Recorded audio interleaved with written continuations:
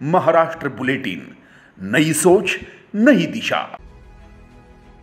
गठबंधन और अजीत पवार गुट के प्रत्याशी दिलीप बनकर के प्रचार के लिए राष्ट्रवादी कांग्रेस के अध्यक्ष अजीत पवार आज निफाड में दाखिल हुए। सभा में उनका आगमन होते ही पटाखे फोड़े गए।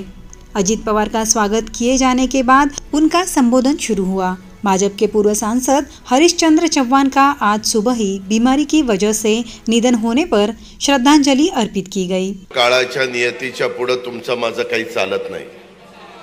इथं आलेल्या प्रत्येक व्यक्तीला कधी ना कधी बोलवून आल्यानंतर जायचं हे सगळ्यांना माहिती आहे, ही जगाची रीत आहे। परंतु एकेकाळी ह्या भागाचं अतिशय चांगल्या प्रकारे लोकसभेमध्ये प्रतिनिधित्व केलेले आपल्या सगळ्यांचे सहकारी माजी खासदार हरीशचंद्रजी चव्हाण साहेबांचं आज सकाळीच दुःखद निधन झालं आणि ते मी इथं आल्यानंतर मला कळालं।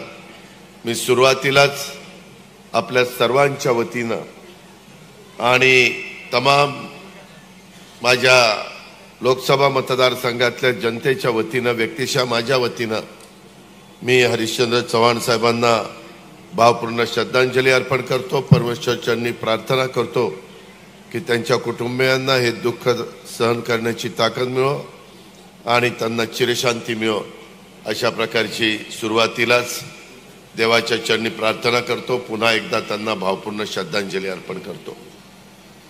अपने संबोधन से अजीत पवार ने कहा कि दिलीप बनकर ने निफाड का विकास किया है। चुन के आने के बाद निफाड में और विकास होगा। लाडली बहन योजना, किसान कर्जा और बेरोजगारी पर उन्होंने सरकार ने उठाए कदम पर जानकारी दी। निफाड की सभा में बालासाहब क्षीरसागर, राजेंद्र डोकले, यतीन कदम, अनिल कुंदे, भागवत बोरस्ते, रविंद्र पगार, विष्णुपंत महिसदुने, दिलीप मोरे, विश्वास मोरे के साथ भाजपा शिंदे शिवसेना गुट के पदाधिकारी कार्यकर्ता बड़ी संख्या में मौजूद थे। महाराष्ट्र बुलेटिन के लिए अतुल पवार, नासिक।